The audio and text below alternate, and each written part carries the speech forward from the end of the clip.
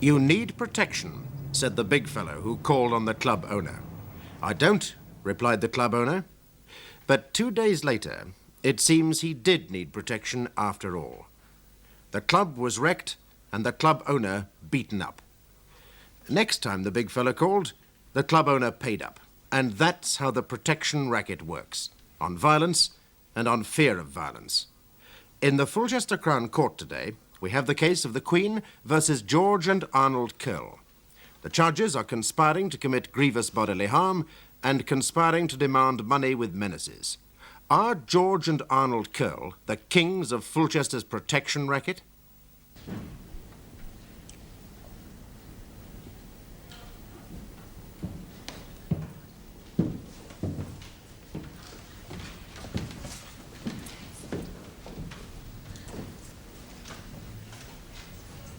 Chief Inspector Crane, please. Chief Inspector Crane, please.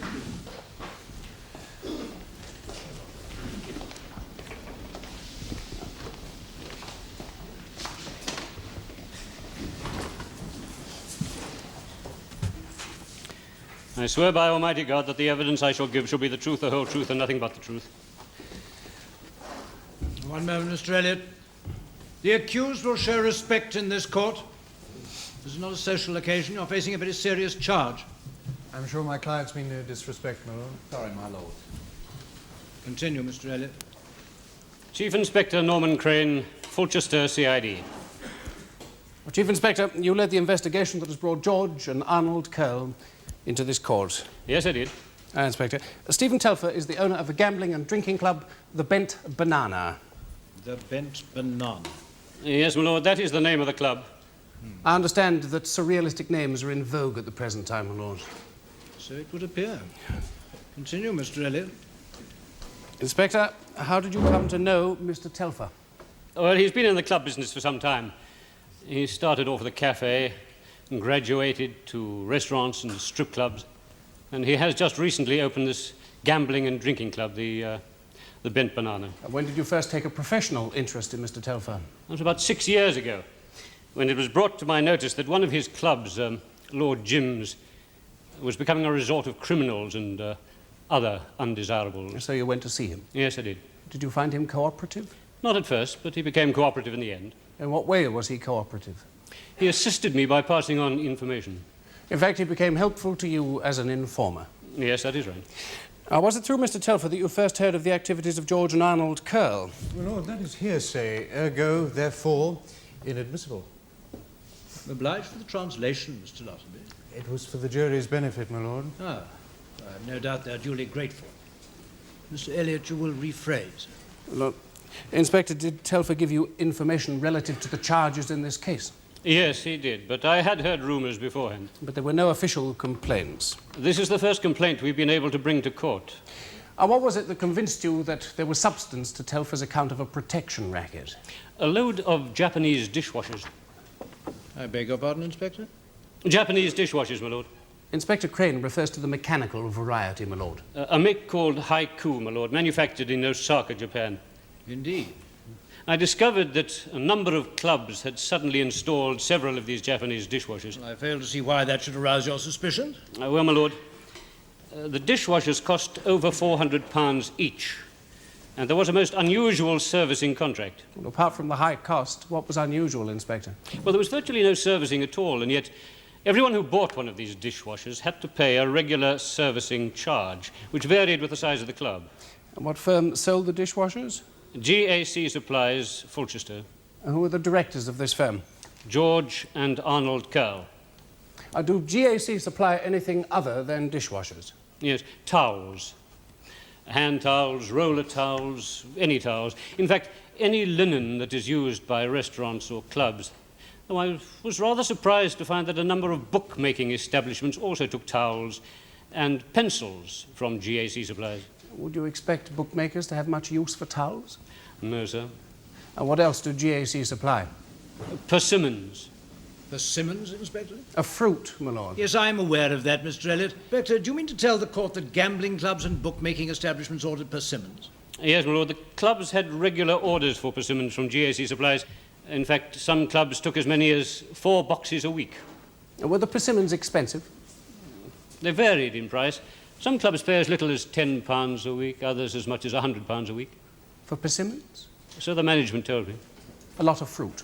One would imagine so, yet whenever I or any of my men visited various clubs and asked for Persimmons, we were always told that they were unavailable.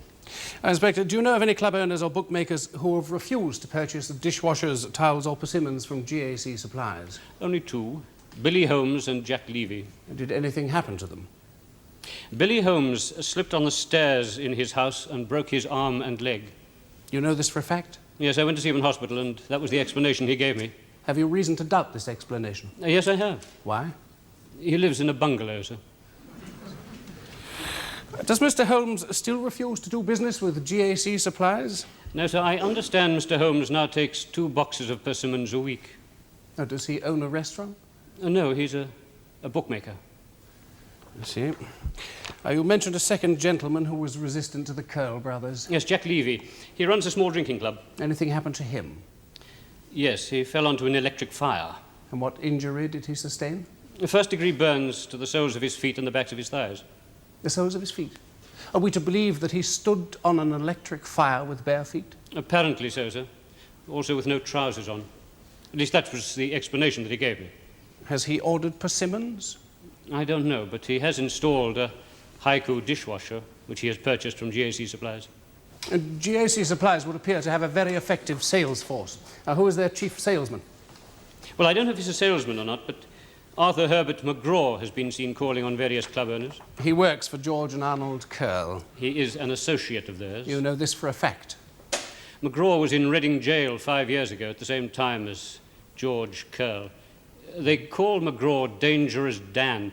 It's the name of a character in a children's comic, my lord. McGraw is said to look very much like him. McGraw is then known to the police. Yes, he has a criminal record: assault, robbery with violence, grievous bodily harm. Lord, is this relevant unless the prosecution's proposing to call this man as a witness? Mr. Elliot, are you proposing to call Mr. McGraw? I don't see his name down on the list of witnesses. No, my lord. I understand from Inspector Crane that he is unable to appear. Well, why is that? He would appear to be a most important witness. Indeed, my lord, he would be a most important witness. Well, then, where is he? Inspector Crane, where is Mr. McGraw? Well, according to information recently received, my lord, McGraw is under the new stretch of the M16 motorway they're building between Fulchester and the Fylde. I take it, Inspector, that you are of the opinion that Mr. McGraw is dead. Yes, my lord. Yes. We are trying to recover his body, but the motorway consists of 3 lanes on either side of a central reservation, and since McGraw's disappearance, nearly half a mile of concrete has been laid. Lord, I must protest at my learned friend's melodramatic disclosures. I assure my learned friend that this melodrama is not of my making. My learned friend appears to be trying to imply that my clients are in some way connected with the disappearance of this Mr. McGraw. Gentlemen, we are here to try the case of the Crown v. George and Arnold Curl. Now, any case connected with the disappearance of Mr. McGraw will no doubt appear at another time in another court. Now, let us proceed. My lord. Inspector, did Stephen Telfer, the owner of the Bent Banana, do business with GAC Supplies? No, he didn't. Did he receive a visit from someone connected with the firm? Yes, he received a visit from George Curl. My lord, Mrs. Telfer, the injured man's wife, will corroborate this in her evidence. Inspector, what did George Curl want? Well, according to the statement made by Mr. Telfer, George Curl wanted to sell him a haiku dishwasher or a regular supply of Persimmons or linen. Did he agree to this proposition? No, he didn't. Did he subsequently receive a visit from McGraw? Yes, he did. And what was the result of this visit? McGraw said very little, I understand. He never did have a reputation as a talker. He broke 2 tables, 5 chairs, and the jaw of one of Mr. Telfer's employees, a man by the name of William Sparrow, age 35, an ex-boxer. Mr. Telfer employed him as a bouncer in his club. Did Mr. Sparrow complain to the police? No, sir. Did Mr. Telfer report the matter? Not at the time. When did he report it? In the statement he made to me in hospital. Is that a copy of the statement that Stephen Telfer made to you in hospital, Inspector? Exhibit number 1, my lord. Very well.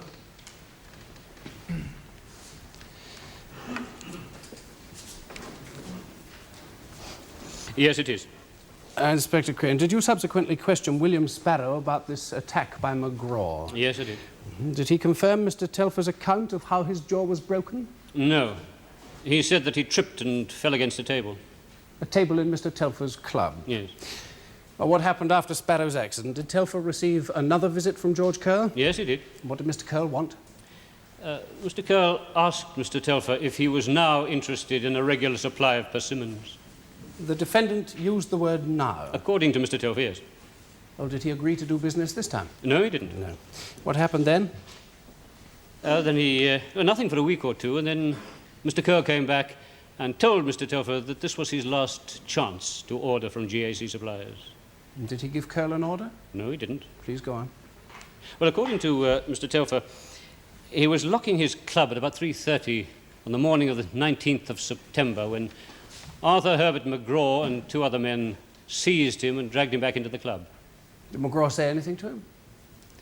According to Mr. Telfer, he said, "We've come to do you, Stevie." That's all? That's all. McGraw was not a noted conversationalist. And what did they do to Mr. Telfer? While the two men held his right hand flat against the desk, McGraw smashed his fingers with a hammer. I wish to offer in evidence, my lord, a radiograph of Stephen Telfer's right hand taken at the Royal Infirmary Hospital at 6 a.m. on the morning of the 19th of September last. Exhibit number 2. My learned friend has agreed to admitting this in evidence. Yes, very well. According to Dr. Hayes, the casualty officer on duty at the time, 3 fingers were broken and 2 bones in the hand were also broken. Inspector, did Mr. Telfer sustain any other injury? Yes, McGraw then beat him about the head with his hammer, rendering him unconscious. I wish to offer in evidence the relevant radiograph, my lord. Now, as can be seen, Mr. McGraw not only knocked Stephen Telfer unconscious, he also fractured his skull in 2 places. This would be exhibit number 3. Inspector, you were called to the hospital shortly after Mr. Telfer was admitted. Yes, the policeman who found Telfer telephoned me. I arrived there in company with Detective Sergeant Walsh at 6:20 a.m. The statement made by Stephen Telfer is timed at 7:30 a.m. That is correct. Was Mr. Telfer fully conscious? Yes, he was. Was he able to talk coherently and clearly? As coherently and clearly as his injuries would permit. Detective Sergeant Walsh and Dr. Hayes were both present when Stephen Telfer made his statement. Yes. Correct.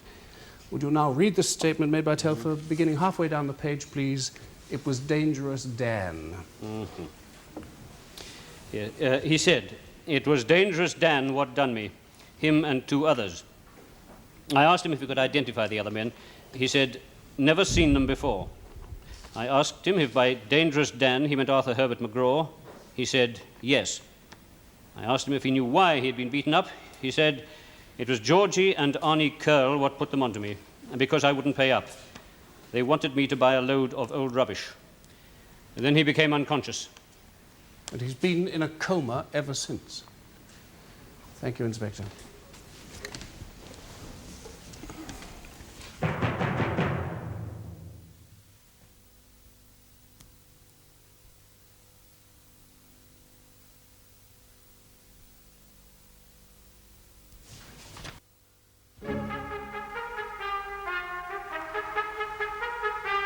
Inspector, was Stephen Telfer one of your regular informants? Yes? What I understand is known among the criminal fraternity as a grass. Yes. Did you pay him? Pay him? For information, Inspector. Now, don't tell me you've never heard of the practice. Yes, I did pay him on occasions when his information was sufficiently valuable. It was sometimes valuable, was it? Yes, it was. Did you pay him recently? No, not recently. Within the last 4 or 5 months, prior to this appalling attack? Yes. True, is it not, that this information for which you paid Stephen Telfer was in no way connected with either my clients or Arthur McGraw? Yes, it was about a different crime. A safe-breaking? Yes. Was the criminal ever caught and convicted? Yes, he was. So he's at present in prison? Yes. Was he ever an associate of Arthur Herbert McGraw? I don't believe so. Are you sure, Inspector? No, I'm not sure. Where does McGraw live? Or should I say, where did he live, presuming he's indeed forming part of the M16 motorway? I understand he operates mostly from London or Liverpool. He's what I believe is known as a strong-arm man. Yes. A thug whose particular talents are available for hire. Yes, you could put it that way. Anyone within the criminal fraternity might hire him. No, not anyone. Men like McGraw usually only work with people they know, people they can trust, people they have been inside with. That must limit their possibilities of employment considerably. Not necessarily. McGraw was inside quite a lot. Do you mean to tell us, Inspector, that McGraw, a man like McGraw, wouldn't work for someone he hadn't served time with? No, sir, but he would be very wary of any stranger approaching him. But he might agree in the end. I suppose so. He might agree to beat up someone a criminal believed had grasped on him, for example. That I wouldn't know. Now, this statement that Stephen Telfer is alleged to have made in the hospital, did he speak in a loud voice? No, he spoke normally. Normally? But after being beaten about the head with a hammer, with 2 fractures in his skull? All I meant was that he spoke as coherently and clearly as his injuries would permit. Well, how would you know, Inspector? You're not a doctor. Detective Sergeant Walsh and I were able to make out what he was saying. Well, that's not quite the same thing, is it, Inspector? Now, let's clarify this scene in the hospital room, shall we, for the jury's benefit? Now, you asked the questions, and Mr. Telfer made the answers, and Detective Sergeant Walsh took it all down in shorthand. That's right. Was it Dr. Hayes present in the room? Yes, he was. Did he stand beside you all the while you asked the questions? No, not all the while, but he was in the room. Would it surprise you to know, Inspector, that Dr. Hayes heard your questions, but couldn't make out Mr. Telfer's answers? My Lord, I offer in evidence an affidavit by Dr. Hayes. Mr. Elliot, you're not proposing to call Dr. Hayes? No, my Lord. Then you've no objections to the affidavit? None at all, my Lord. The statement made by Dr. Hayes is not in question. The doctor was occupied trying to save Mr. Telfer's life. It's not surprising he didn't hear all the details of Mr. Telfer's statement. Yes, very well. Dr. Hayes didn't hear any details of Mr. Telfer's statement. Detective Sergeant Walsh and I did. Well, let's look at what Mr. Telfer's alleged to have said. It was Dangerous Dan what done me, him and 2 others. He ends by saying, it was Georgie Curl what put them onto me. Are you sure of that name, Inspector? Yes, quite sure. He said the name distinctly, Georgie Curl. You repeated the name to him to make sure? Yes. I put it to you, Inspector, that you couldn't make out what he was saying either. That you wanted to hear the name Georgie Curl, and so you suggested the name to him. No, sir.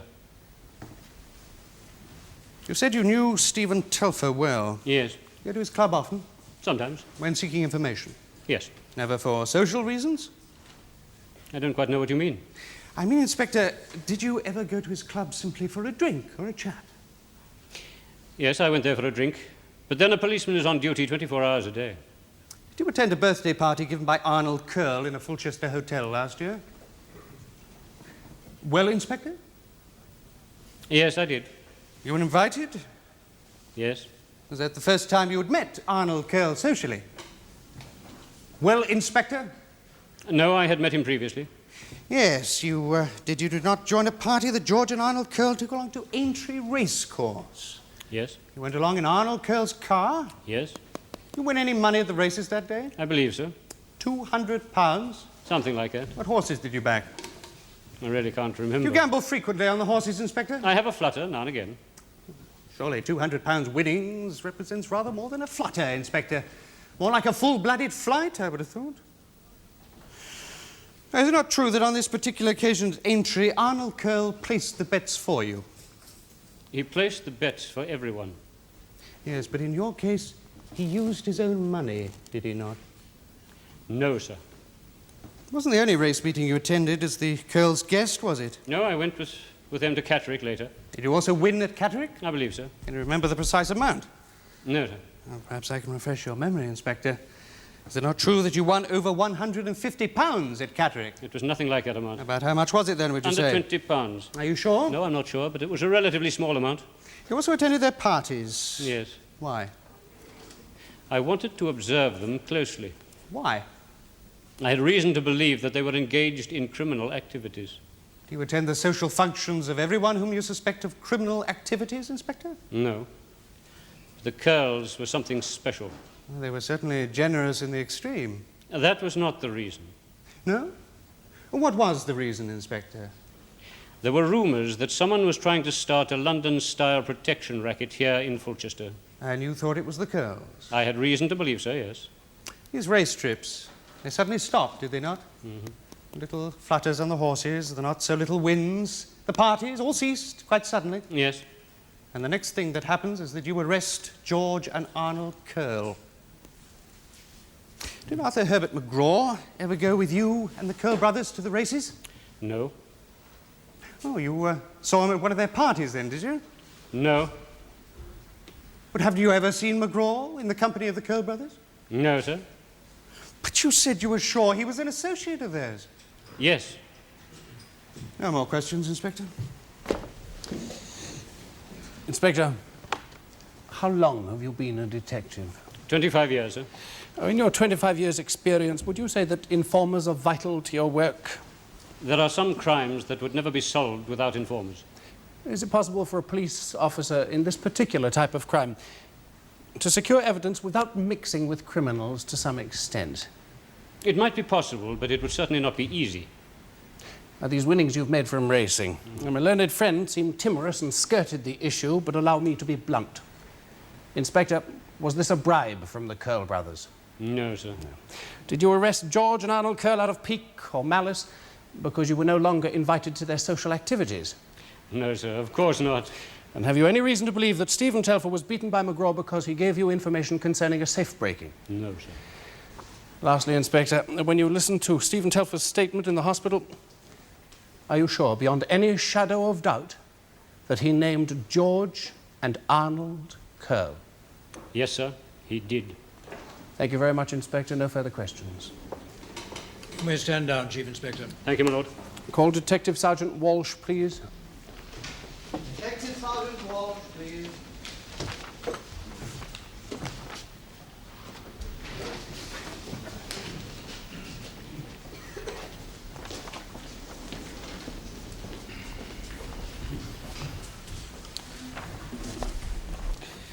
I swear by Almighty God that the evidence I shall give shall be the truth, the whole truth, and nothing but the truth. Detective Sergeant David Walsh, Fulchester CID. Sergeant, you accompanied Chief Inspector Crane to the Royal Infirmary on the morning of the 19th of September last. I did, sir. Please tell us what transpired. Well, we took a statement from Stephen Telfer, who'd been brought in seriously injured.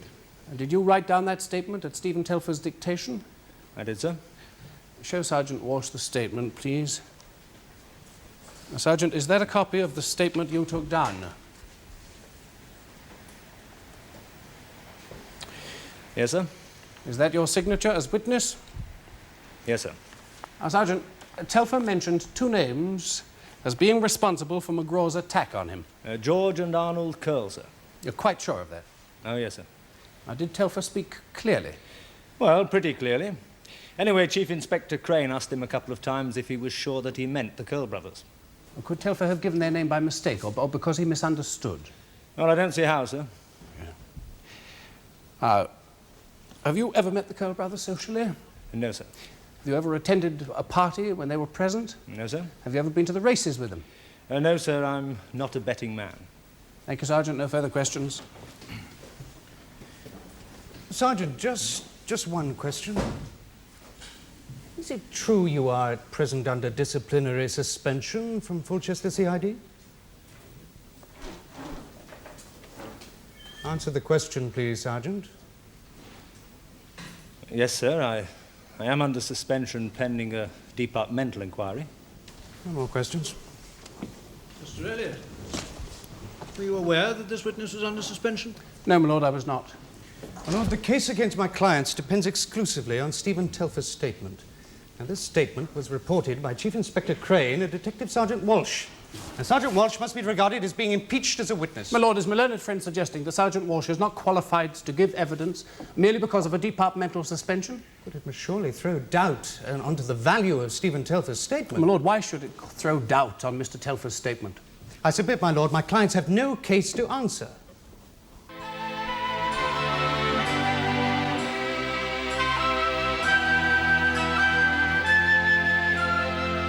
The case of the Queen versus Curl and Curl continues tomorrow in the Crown Court.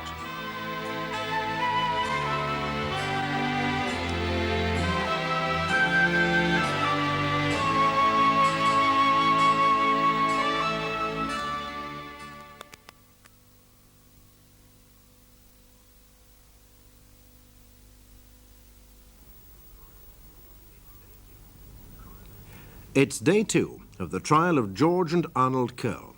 They're standing trial at Fulchester Crown Court on charges of conspiring to commit grievous bodily harm and of demanding money with menaces. Are the Curl brothers Fulchester's kings of the protection racket, or are they, as they claim, perfectly ordinary businessmen? evidence that might convict them has been supplied by Stephen Telfer, a club owner who, as a result of a savage beating he received, is now in a coma in the Royal Infirmary. Stephen Telfer was possibly a victim of a thug known as Dangerous Dan, Arthur Herbert McGraw.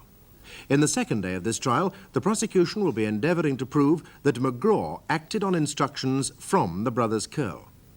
And what has been the role of Chief Inspector Crane of Fulchester CID in all this? The case continues today. Members of the jury, you have heard counsel for the defence contend that the two accused have no case to answer because Detective Sergeant Walsh is at present under suspension, and you have heard the legal arguments for the rejection of counsel's submission. However, I must instruct you that in law you may, if you so wish, disregard the sergeant's evidence. But let me remind you that this in no way invalidates the evidence given by Chief Inspector Crane. It was given under oath, and it was considered and evaluated quite separately from that of his detective sergeant. Now let's proceed with the case. Call Mrs. Telfer, please. Mrs. Sheila Telfer, please.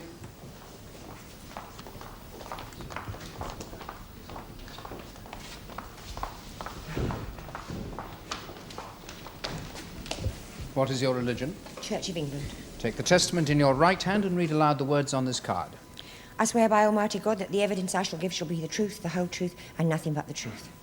Was Sheila Telfer? I am? Wife of Stephen Telfer, who was at present in the Royal Infirmary? Yes. You reside at 171 Inkerman Mansions, Oak Road, Fulchester? I do. And your husband is the owner and licensee of the Bent Banana Club? Yes. Mrs. Telfer, do you know the accused? I do. And were you present in the club when George Curl last came to see your husband? Yes, I was. You were present during the whole of that meeting? Yes. And please tell the court what happened. Well, Georgie comes in and orders a drink at the bar. Excuse me, was his manner threatening? Oh, no. Very jovial. Likes a bit of a joke, does Georgie. Chatted to the barman. Then he turns to me and he says, Sheila, love, I'd like a word with your old man in private. Yes. So I took him round the back to the office. My husband was working on the accounts. He had a word with Stevie, asked him how business was. Said how much he fancied one of my new waitresses. And then he said he thought all we needed to finish off the club, like, was some new tablecloths and things. Well, Stevie said we'd got all we needed. So Georgie said, in that case, what about a dishwasher or a regular supply of fruit? Persimmons, by any chance? That's right, it was. Did your husband accept the offer? Nah. Stevie said he wasn't going to do no business with Georgie. Was there an argument? Well, not what you call an argument. They had words. He said to him, you'd be better off doing business with us now than later. And then he stood up and he deliberately poured the whiskey from his glass right over the accounts on the desk. Now, what was your husband's reaction to this? Well, he was pretty choked. But I was scared. Why were you frightened? Was Mr. Curl's attitude threatening? Oh, no, Your Honour. No, Georgie never threatens nobody. Not direct. Mrs. Telfer, you had reason to believe that George Curl was threatening you. Oh, he was. We had this electric fire on. Just a small one-barred thing. Georgie picks it up and he puts it on the desk. On the desk? Yeah. Did he say anything? Oh, yes. Said, you better get a guard on that, Stevie. You might get burned. Well, I mean, everybody knew what had happened to poor old Jack Levy. I mean, Arnie'd been round the clubs just a few days after Jack was done. Arnold? Yeah. Now, what did he want? He was making a collection for Jack. He was collecting money? For flowers. You took Arnold Curl's visit to the clubs to be a means of threatening the club owners. Well, yeah. I mean, everybody knew who'd done Jack. It was Arthur McGraw. What evidence do you have for supposing that Mr. McGraw was in any way connected with the Curl brothers? Well, everybody knew he was. Mrs. Telfer, it is not sufficient to say everyone knew. That is hearsay. You must be more specific. Well, your lordship, it's like this. At the start, Georgie or Arnie, actually usually Georgie, they'd come round the clubs. Now, if you didn't sign a contract with GAC Supplies, then a few days later, you'd get a visit from Dangerous Dan, Arthur McGraw. Cause and effect. A refusal meant that McGraw would wreck the club. Yeah. What was your husband's attitude to this form of intimidation? Mr. Elliot. You must not lead the witness. How did your husband react to the prospect of a visit from McGraw? He said, I'm not scared of no scouse git. Mrs. Telford, were you with your husband when he was attacked? No. And can you think of any reason why anyone should wish to attack your husband?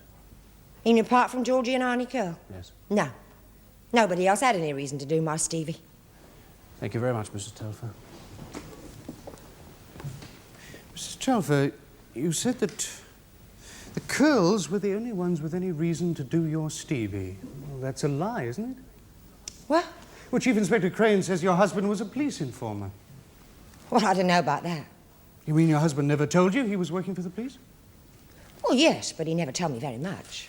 But you did know he helped the police from time to time. Yeah. Inspector Crane said that your husband's information sometimes led to arrests. Well, I didn't know. Well, didn't your husband, wasn't he ever afraid that one day someone he had helped to imprison would seek revenge? Nah, Stevie wasn't afraid of nobody. Well, that sounds either very brave or very foolish. Which was your husband? He got plenty of guts, said Stevie. So he was brave? Yes. Was he a big man? Stevie? 5 foot nothing. But aggressive. He used to go around looking for trouble. No. Did he keep any weapons in the club? Weapons? Protect himself. Did he have a gun, for example? No. What did he do if there was a fight in the club? Oh, Willie Sparrow sorted it out. Mr. Telford, do you mean to say that your husband, a man who was a police informer as well as the owner of a club where he needed the services of an ex-boxer as a bouncer, do you mean to say he didn't even keep a heavy walking stick in his office? Well, he had this Irish thing hanging on the wall. Irish thing? Well, club. No, it was a kind of joke. A shillelagh? Yeah, that's right. He brought it back from Dublin one time. How often do you visit your husband in hospital, Mrs. Telford? As often as I can. How often's that? Once a week? Twice? 3 times? It varies. When did you last visit your husband? A few days ago. How many days ago? About 10. You haven't visited your husband for 10 days, Mrs. Telford? Well, there's not much point, is there? He's unconscious, you know. Lying there like he was asleep, being fed through a tube. Did your husband have many enemies? No, everybody loved Stevie. Everybody? Well, I suppose... Your husband was a police informer, Mrs. Telford. When your husband didn't return for his supper at 3:30 a.m., were you worried? Of course I was. What did you do? I rang the club. Was there any answer? No. What did you do then? Well, I waited. I was expecting him back, you see. Did you phone again? Yes, I did. I phoned several times. How many? 2 or 3. Without success? Yeah. Did you phone the police, Mrs. Telford? No. Why not? Well, I didn't want to cause any trouble. Trouble? For whom? The police. But that's their job, Mrs. Telford. Surely the police would have been the logical people to phone. I suppose so. Did you think there was another reason why your husband hadn't returned home that night? What? A woman.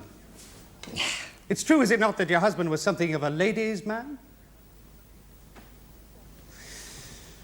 Who informed you about your husband's condition? A policeman. He knocked on the door and told me Stevie was in the hospital. What time was this? About 6:30, quarter to morning? 7. Yeah, in the morning. Had to wake you up. Yes. You gone to bed? Yes. Even though your husband has still not returned and you'd expected him for supper sometime after 3. I fell asleep. You said you've gone to bed. I lay down on the bed. Is Inkerman Mansions far from the Royal Infirmary? It's about 40 minutes. No, not by car, surely. No, it's quicker by car. Do you have a car? Stevie had it. You came home by taxi. That's right. Did you phone for a taxi to take you to the hospital? Yes, I did. And yet you weren't at your husband's bedside when he made his statement. No, Why not? 'cause I didn't get there till later. The statement the police took from your husband is timed at 7:30 a.m., between 40 minutes and an hour after you were told of his injuries. Look, I phoned for a taxi. It didn't arrive till later. Didn't the policeman offer to take you to the hospital in his police car? Yes, I think so. I was in a state... I don't know what I was saying. I said I'd get a taxi. You certainly didn't seem to be in any hurry to get to your husband's bedside, Mrs. Telfer. I put it to you that your first reaction when you heard the news of your husband's condition was that he'd been beaten up not by the Curls, not by McGraw, but by an irate husband or boyfriend. That's the truth, isn't it, Mrs. Telfer? No more questions.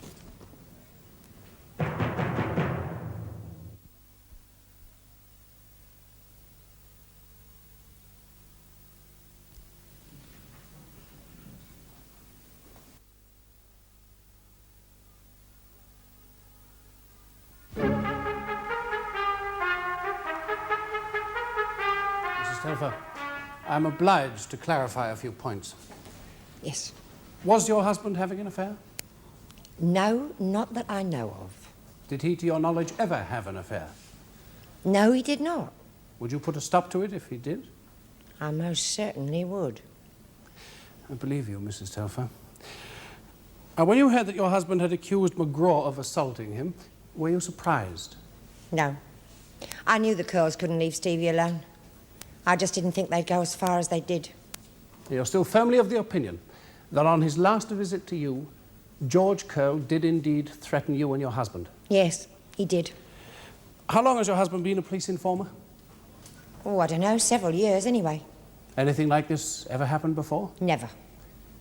Lastly, Mrs. Telfer, when you left the club at midnight to go home, did you manage to get a taxi immediately? No, I had to phone for one. And how long did it take?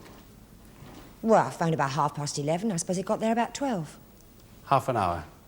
Thank you, Mrs. Telfer. No more questions. You may stand down, Mrs. Telfer.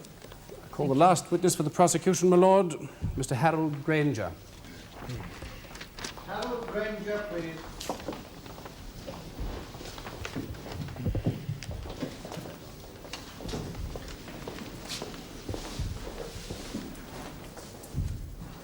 What is your religion? The Church of England. Take the testament in your right hand and read aloud the words on the card. I swear by Almighty God that the evidence I shall give shall be the truth, the whole truth, and nothing but the truth. You are Harold Granger of 19 Cypress Avenue, Fulchester? I am. You're a bookmaker by profession? Yes. You opened a betting shop in Fulchester just 5 months ago? Yes. Now, Mr. Granger, have you subsequently received a visit from George Curl? Yes. It was in the afternoon, 20th of September. That would be the day after Stephen Telfer was attacked. Yes. Did George Curl indicate any specific purpose for his visit? Yes, he wanted to supply me with pencils. And did he make any reference to what had happened to Stephen Telfer? Mr. Granger? Well, I can't exactly remember. Mr. Granger, during the conversation, was Stephen Telfer mentioned? Well, Your Honour, could I ask you a question, please? Certainly, Mr. Granger. Well, I'm up here under oath, aren't I? And, well, obviously that means I've got to tell the truth. Yes, Mr. Granger, you are under oath, and that means that you must tell the truth. To lie now would be an act of perjury, which is a very serious offence. Well, see, what I'd like to say now, well, it isn't exactly what I told Inspector Crane when he questioned me. You made a statement to Chief Inspector Crane. Well, yes, I did, but what I said in it wasn't right. I'd like to change it. Change it? You mean you'd like to withdraw it? No, I'd like to correct it, Your Honour. My lord, I wish to make an application. One moment, Mr. Elliot, if you please. Mr. Granger, do I understand you to say that this statement which you gave to the police, which is the reason why you were called here as a prosecution witness, that this statement is untrue? Well, it's not exactly like untrue. It's just more like exaggerated. My lord, I wish to make an application in the absence of the jury.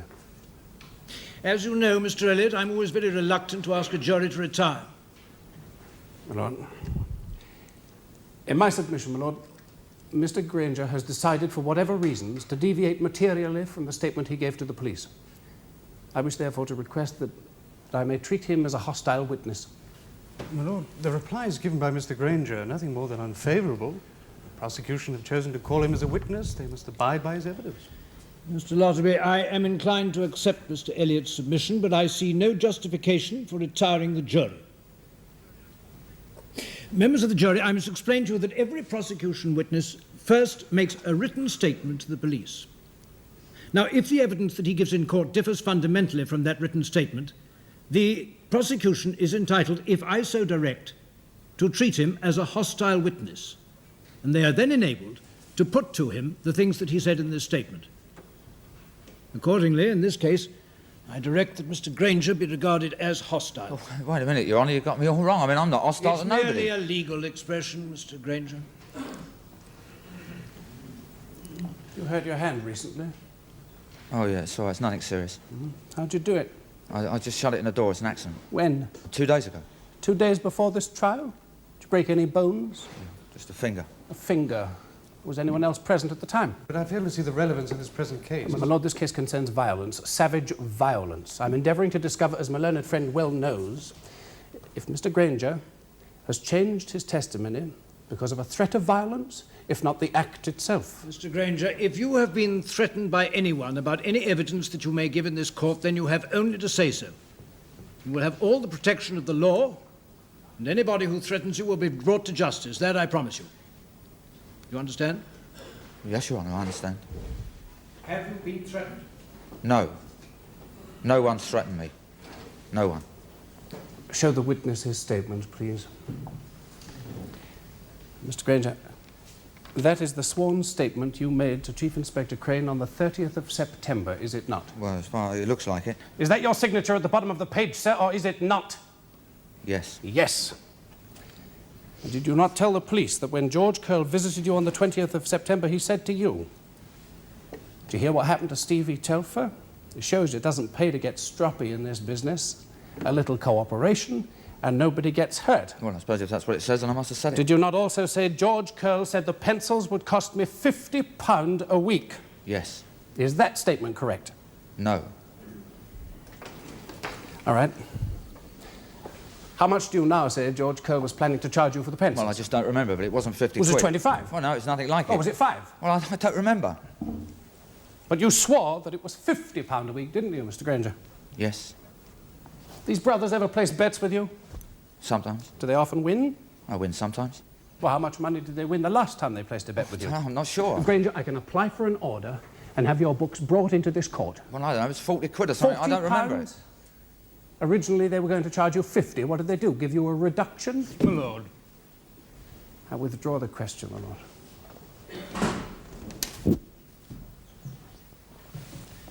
Mr. Granger, you said you lied to the police. Yes. Why? Well, I wanted to help them. You lied in order to help the police? Well, yeah.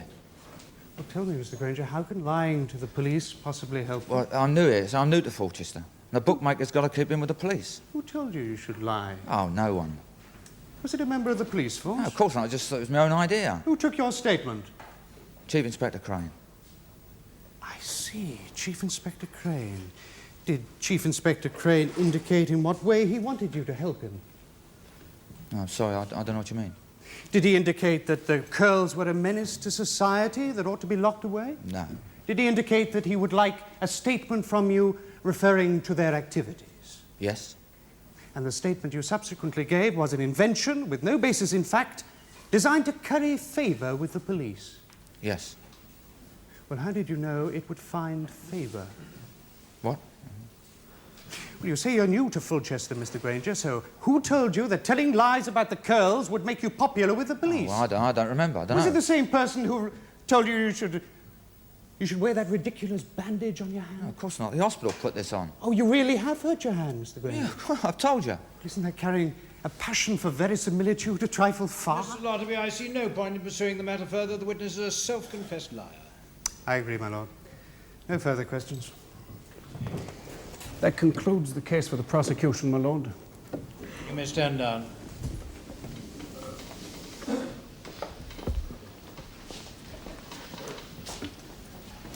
First witness for the defence, my lord, George Wellington Curl.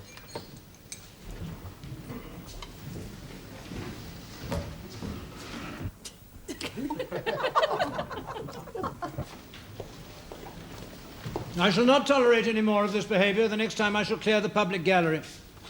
Proceed. What is your religion? Wesleyan. Wesleyan? Wesleyan, Your Honour. Take the testament in your right hand and read aloud the words on this card. I swear by Almighty God that the evidence I shall give shall be the truth, the whole truth, and nothing but the truth. You are George Wellington Curl of the Penthouse Sunset Court, Fulchester? Yes? Describe your religion as Wesleyan. Yes, sir. Are you a regular churchgoer? Oh, yes, sir. I have been for the past 5 years, sir. I go to the Zion Chapel in Market Street every Sunday. Mr. Curl, you and your brother run a number of companies which supply linen, kitchen equipment, etc. to clubs, restaurants and betting shops. Yes, sir. How do you reconcile your business interests with your religion? Well, sir, as the hymn goes, thy hand, O God, hath guided. You mean you think you've been guided in your choice of business? Most certainly, sir, yeah. You do business with quite a few of the clubs in and around Fulchester, do you? Well, most of them, sir, yeah. Would you tell the court about the visit you made to Stephen Telfer's club, the Bent Banana? It was like Sheila said, sir. I went in, chatted her up at the bar a bit, and then she took me through to Stevie's office. He was doing his accounts. After a bit more chatting, I said to him, here, Steve, do you fancy ordering all the equipment for your club from us too? What did he say? Well, I don't know as I should actually repeat these words in this court, sir. Why, were they abusive? Obscene and blasphemous. You heard Mrs. Telfer say that you poured a drink over the accounts he was working on. Yes, sir. Did you do that? To my eternal regret, sir, yes. Why? Well, it's very hard to explain unless you know Stevie, sir. As his good lady said, he is a little fella, but very aggressive, sir. He started swearing, saying he wouldn't do business with us, called me and my brother a couple of crooks, and, well, God forgive me, sir, but I just saw red and poured my drink over his desk. I know it was a shameful thing to do, sir, but it was that or striking him, and I am not a man given to violence, so, well, I sort of poured a libation over his papers. Did you also put an electric fire on his desk? Oh, yeah. In order to frighten him? No, where it was scorching my ankles. You didn't mean it as a threat? Certainly not, sir. Yet you'd heard what happened to Jack Levy, the way he'd been burned? Oh, yes, sir. And that was a terrible thing, sir. Arnie, my brother, you know, so made a collection for dear old Jack. Did you say to Stephen Telfer, you'll be better doing business with us now than later? Yeah. What exactly did you mean? Well, with prices the way they're going up all the time, sir, obviously he'd be better off doing business with us now. So if Stephen Telfer came to you later, he'd have to pay more for the linen and fruit you supply? Cast iron certainty. Did you know Arthur Herbert McGraw? Yes, sir. Is he an associate of yours? No, sir. I was in prison with him. He's an evil man. A violent man? A man of violence. Have you ever employed McGraw in any capacity? No, sir. Did you send McGraw to go and see Stephen Telfer? Sir, if someone was trying to work the old protection racket, which is God is my judge, it certainly wasn't me, they would not send McGraw around to do the aggro. Why's that? The man is a right nutter. Oh, Mr. Cole, what are your relations with Chief Inspector Crane? Not good, sir. Ever since my brother Arnie stopped inviting him to race meetings a few months ago. But until then, you went to race meetings with him? No, sir. Oh, no. He came to race meetings with us, and he was not averse to having a little bet at our expense. So you financed Chief Inspector Crane? My lord, I must object. Mr. Curl, it seems to me that you're on the verge of making a very serious accusation against a police officer. Accusation, my An lord? accusation of bribery.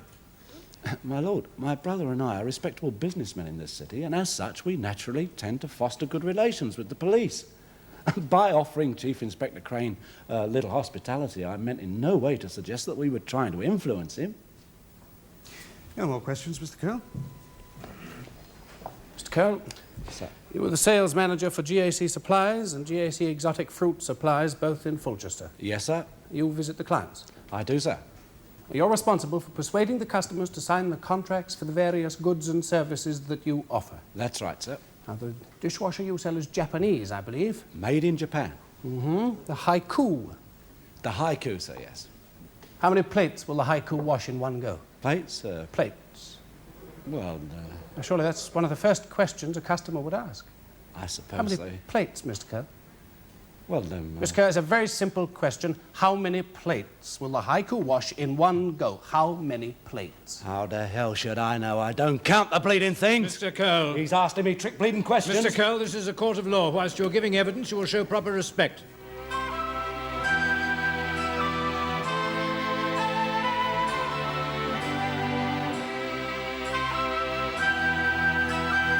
The case of the Queen versus Curl and Curl will be resumed tomorrow in the Crown Court.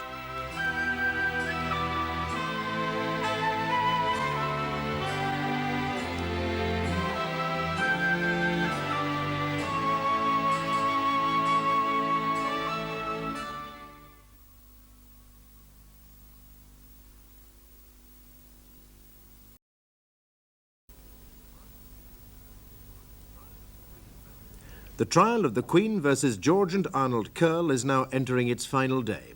Did the Curl brothers attempt to establish a Chicago-style protection racket in Fulchester? Yesterday was George Curl's first day on the stand. His cross-examination continues today.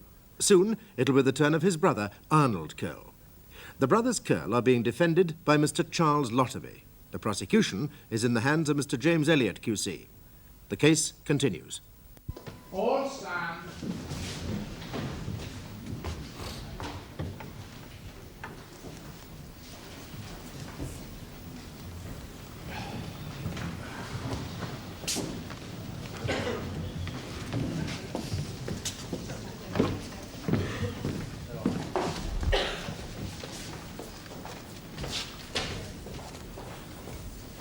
I must remind you that you're still under oath.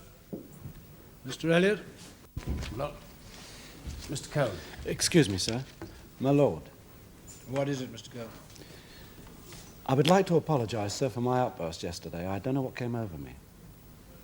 I trust you'll be able to control yourself today. Most certainly, sir. I will not permit myself to be provoked. Mr. Cole, you've been at pains to impress this court with your religious convictions. I have been saved. And when did that glorious event occur? When I was in Reading jail, sir. I think it was the hymns that done it. We used to sing some lovely hymns in the chapel. You've not then always been religious? No, sir. I was a sinner, sir. I was a criminal. As a matter of fact, sir, I was in jail at that time for something what I had done. And what was that? Receiving stolen goods. You no longer receive stolen goods? No, sir. You don't need to, do you? You've moved into the lucrative protection business. I've gone straight ever since Reading. You've certainly been successful since Reading, Mr. Kerr. Well, God has been good to me, sir. And my brother Arnie, sir, has been a tower of strength. Penthouse at Sunset Court, reward indeed. But what I fail to understand is how you can afford it. The income from the sale of pencils and persimmons would not, I should have thought, been sufficient to keep you and your brother in such style. Ah, but you see, I've got other sources of income, sir. And what are they? Well, for a start, I do quite well at betting. And to what do you attribute your success? Divine guidance? No, sir. Well, I'm just careful. You know what I mean? I bet certs. Mm-hmm. Does horse racing not offend your religious scruples? Well, I don't see anything wrong in putting one's trust in one of God's own creatures, sir. You bet at Harry Granger's betting shop? Sometimes. Often? Now and again. Once a month? I don't keep count. Do you bet at all the gambling establishments where your company does business? Well, my brother Arnie said you shouldn't forget a client just when the contract's signed. So, yes, I spend a few quid in the clubs we do business with. It's good policy. And a convenient way of collecting protection money. Arthur Herbert McGraw. Now, you say you met him in Reading jail. Yes, sir. But you haven't seen him since your Reading days. No, sir. Did you know he was in Fulchester? I'd heard. Yes. Did you share a cell with him in Reading? No, sir. Yet you were able to describe him to my learned friend with such freshness, such detail. This man you haven't seen in 5 years.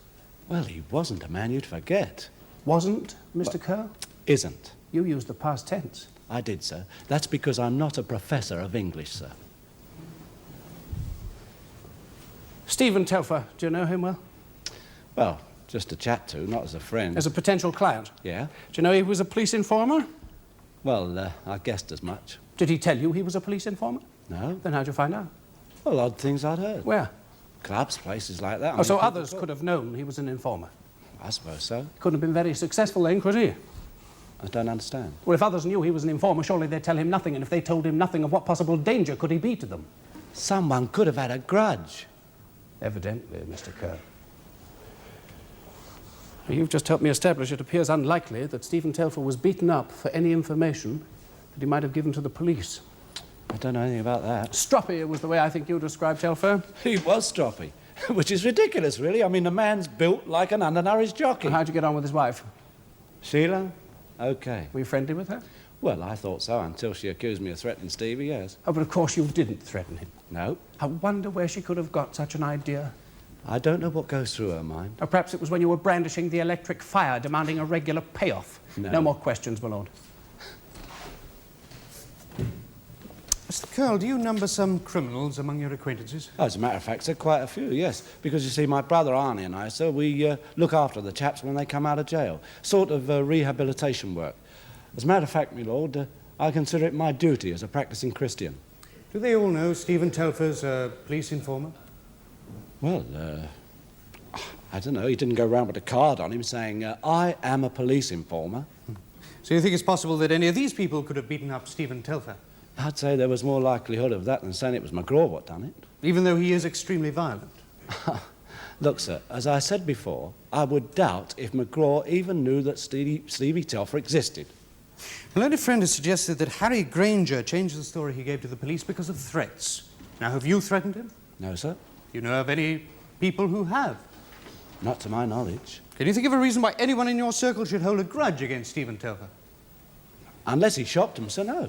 Yeah, Mrs. Telfer says you threatened him. Mrs. Telfer will say anything to keep him with the police.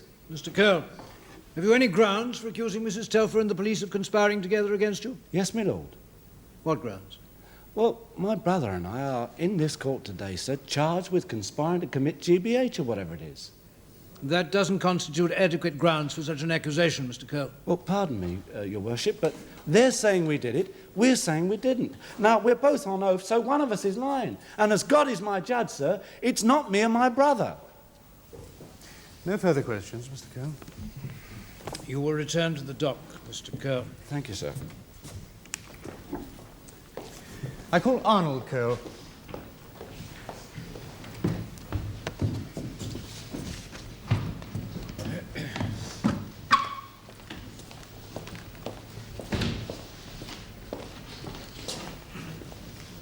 What is your religion? Catholic. Catholic? Yes, sir. Isn't your brother a Wesley? Yes, sir, he is. Well, how is it that you're a Catholic? Well, there were two schools where we were brought up, sir. One was a normal one run by the church, and the other one was run by the fathers. Dad believed if we both went to different schools, one of us ought to get a decent education. I swear by Almighty God that the evidence I shall give shall be the truth, the whole truth, and nothing but the truth. You are Arnold Curl of the Penthouse Sunset Court. I am. You are Administrative Director of JC Supplies Fulchester and the subsidiary companies. I am. I look after the books and buy the goods and so on. Have you been in business with your brother for long? Oh, about 4 years. Before that, I was in business on my own. Is your present business successful? Yes, it is. Do you know Stephen Telfer? Well, I know him not very well. Do you know his wife, Sheila? I don't know her any better than I know him himself, no. Did you at any time threaten them? No. Did you at any time tell your brother that he should threaten them? No. Have you ever threatened anyone? Yes, frequently. What, with violence? Mostly with the law and debt collecting agencies. You see, like all businesses, we do find it difficult occasionally to get people to pay their bills. Did you ever have that trouble with the Telfers? Oh, no. We never did business with the Telfers. Do you know Arthur Herbert McGraw?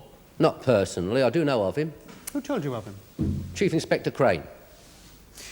When was this? Well, he pointed him out to me at Redcar, or Thirst, one of the race meetings. What exactly did he tell you? He said McGraw was an animal. One of the most dangerous men he'd ever met. And that was the only time you ever saw McGraw? I've seen him once or twice in a club in Manchester. Did you speak to him? No. Where did you first meet the Chief Inspector? At a Rotarian lunch a couple of years ago. You are a Rotarian? Yes, I am. Did you go to many race meetings with Chief Inspector Crane? Quite a few. I do a suggestion. I invited him. You were on friendly terms? I thought I was. Did you ever place bets for the Chief Inspector? Now and again. Did you use your money or his? Well, it varied. I mean, if he looked as if he was having a bad day, I'd place the bet with my money. Did he win much? Yes. Well, it all depends what you mean by much, of course. Well, what's the most he won when you placed the bet? £217.35. That's a lot of money. Well, it all depends on your perspective. What do you mean? Well, if you do it in the next week, you haven't won much, have you? Did Chief Inspector Crane ever lose? Sometimes. Did he lose much? Well, I don't know about that, but he didn't exactly dance with joy when his horse lost. When did you stop taking Chief Inspector Crane to race meetings? About 7 or 8 months ago. Why did you stop? I go to race meetings to bet on horses. Chief Inspector Crane didn't? Not always. It struck me he was going there to do his job. His job? Keep his eye on people he's supposed to keep his eye on. I objected when he started to use me. In what way use you? As a kind of an unpaid police informer. You objected to him? Well, I didn't exactly object, no. I said to him, if you want to come to race meetings with me, that's all right, but if you're looking for someone to do your dirty work, you better look elsewhere. Did Chief Inspector Crane arrest you personally? Yes, he did. When he arrested you, did he say anything? Yes.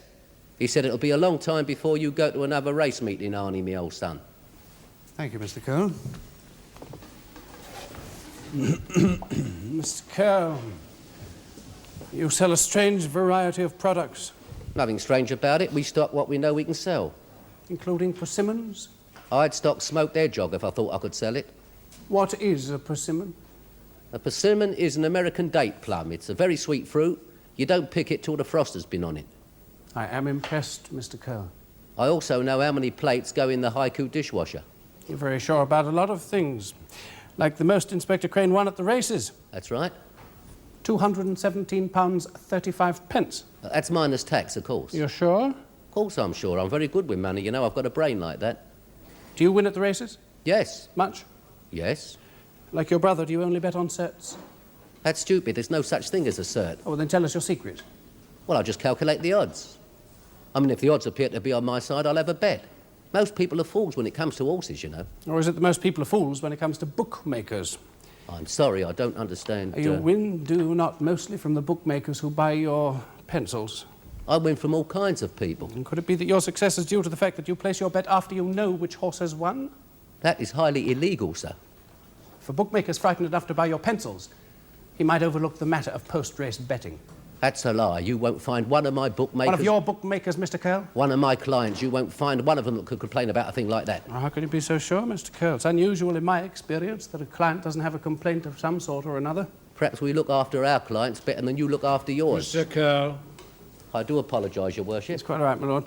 There's one question that may be worrying the members of the jury. I know it's troubling me. If I can be of help, I'd be very pleased. Thank you. Now, why should any bookmaker buy pencils from you? I mean, pencils are not difficult to obtain, are they? We do supply the chalk as well. Well, any educational supplier sells chalk. Perhaps they haven't all got educational suppliers living next door to their betting shops. And tell me, Mr. Curl, why should a bookmaker order box loads of Persimmons from you? Even bookmakers are entitled to exotic tastes, you know. A lot of people seem to be developing this exotic taste. I can't help it if they're popular. And to what do you attribute the sudden popularity of the persimmon? We happen to have a first-class salesman. Your brother? That's it, my brother George, yes. And if he meets with any sales resistance, what happens? If the client doesn't want to buy your pencils and your persimmons, your dishwashers and your towels, what happens? He stands on an electric fire? He falls down a flight of stairs in a bungalow? It would appear they all, like Stephen Telfer, end up in the hospital eventually. That is not of our doing. Now, whose doing is it, Mr. Curl? My lord, I have no further questions to put to this man. How long have you been in business?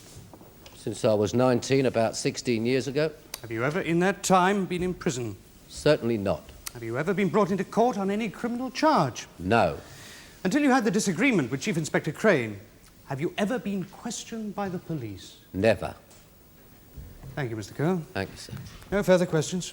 You will return to the dock, Mr. Curl. Thank you very much, sir.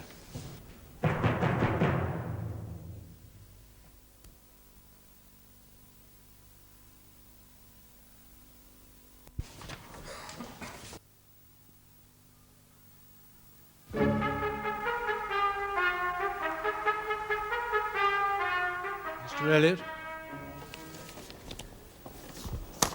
If it please, my lord, members of the jury.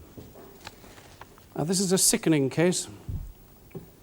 Sickening because these two men have, by the use of terror, and there's no other word for it, they've been able to extort money from people too frightened to complain. Now, wherever the police have turned, they've met with a wall of silence. People are still living in fear. And we've witnessed this fear here in court. Harry Granger, the bookmaker, who voluntarily gave a statement to the police indicting George and Arnold Curl for extortion. Now, a few days ago, his finger was broken, and he now wishes to alter his testimony. During this trial, we've seen these two men attempt to cast a miasma of lies and innuendo over the activities of a dedicated and experienced police officer. Now, ask yourselves, as representatives of the community that demands that the police end terrorism and the host of related criminal activities, ask yourselves, how else can the police discover the truth? Now, members of the jury, we can only sympathize with those who have remained silent, even though this silence is the very shield behind which the Curl brothers and their like find safety. Now, these silent victims live within the shadow of fear. They have every reason to believe that they will be maimed if they do not pay protection money. Consider the consequences if they had complained. Consider the consequences they may yet face if you find George and Arnold Curl not guilty. It was only when Stephen Telfer was threatened and subsequently attacked that the police had sufficient evidence to move against the Curl brothers. And where is Stephen Telfer? In hospital, in a coma from which he may never recover. Now, it's not the prosecution's case that George and Arnold Curl beat up anyone. They have no need. But their chosen instrument, according to Telfer, was Arthur Herbert McGraw. Now, where's McGraw? Is he in hiding, and if so, why? Or is he, as the police have reason to believe, himself dead? Now, the accused are not facing a charge of murder, though they yet may have to. They face a charge of conspiring with McGraw and persons unknown to commit grievous bodily harm and to demand money with menaces. Ladies and gentlemen of the jury, I put it to you that it is your responsibility to see that George and Arnold Curl no longer contaminate our society. Thank you, my lord. My lord, members of the jury, my clients are charged with most serious offences. Indeed, most sickening offences, for which the penalty is rightly most severe. Now, ladies and gentlemen, for persons to be convicted of such offences, the evidence against them must be overwhelming. Now, let's look at the evidence the prosecution have put forward in this case. It consists solely of a statement, an alleged statement, made by a club owner, Stephen Telfer, whilst lying on a hospital bed. He had 2 fractures in his skull, and he's been lying ever since in that hospital bed in a coma. Now, the question I want to ask you, ladies and gentlemen, is how coherent a statement can a man make in that condition? Dr. Hayes was attending the injured man at the time, and he swears in his affidavit that his patient was so rambling and incoherent that he couldn't make out anything he was saying. Now, Chief Inspector Crane and Detective Sergeant Walsh have, it appears, superior powers of hearing. Or is it that they just heard what they wanted to hear? Stephen Telfer was a police informer, and thus a man with many potential enemies, any one of whom might have been responsible for his injuries. Now, according to his alleged statement, one of these was Arthur Herbert McGraw. Now, if this was indeed so, there is nothing to connect Arthur McGraw with my clients. No one, not even the ubiquitous Chief Inspector Crane, has ever seen McGraw in their company. But suspicion has fallen on the Curls. A man suffering from severe head injuries, a man with no love for the accused, has allegedly murmured their name. And this has been reported by 2 police officers, one of whom had been enjoying considerable hospitality at the defendant's expense, while the other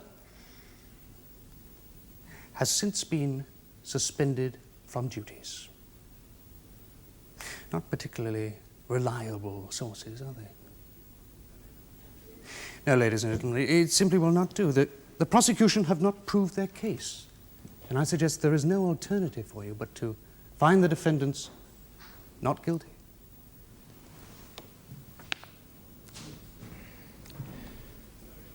Members of the jury, counsel for the prosecution call this a sickening case. And in my opinion, rightly so. This is not Chicago, Illinois. This is Fulchester, England. Nonetheless, you must not allow indignation or prejudice to cloud your reason. You must consider the facts calmly and dispassionately.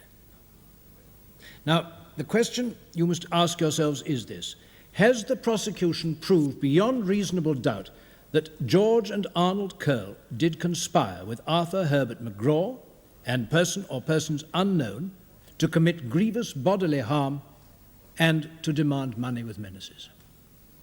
Now, it's my duty to warn you that in law, to conspire to commit a crime can be as grave an offence as the commission of the crime itself. Now, you must consider the evidence independently in relation to each of the 2 accused men. But if you decide that either or both of these 2 men did conspire with others to commit the crime with which they are charged, then you must bring in a verdict of guilty against one or both of them. But if you believe that they did not so conspire, then you will find them not guilty. You will now retire and consider your verdict. All stand.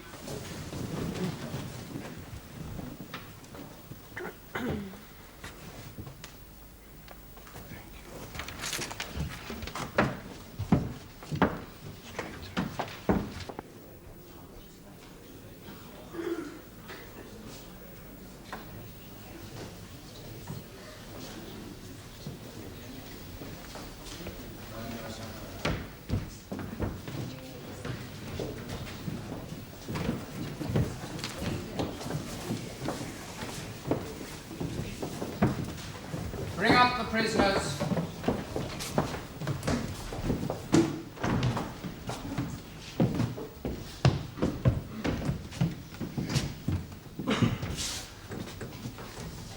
Court will rise.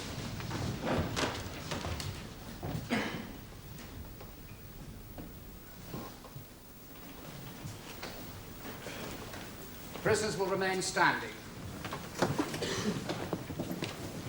Will the foreman please stand?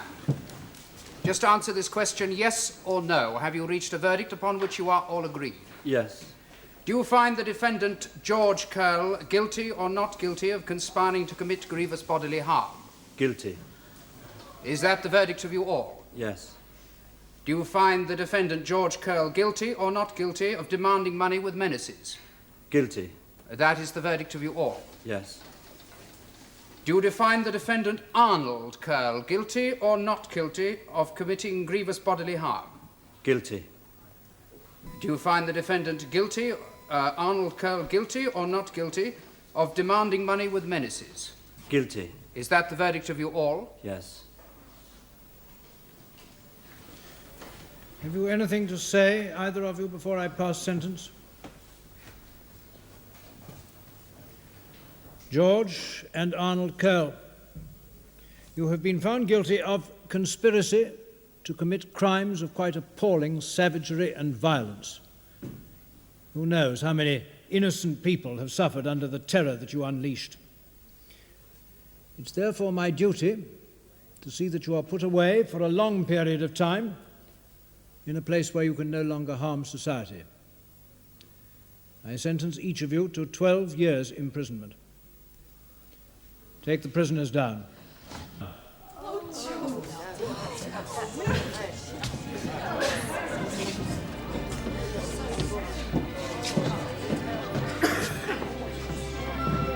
will rise.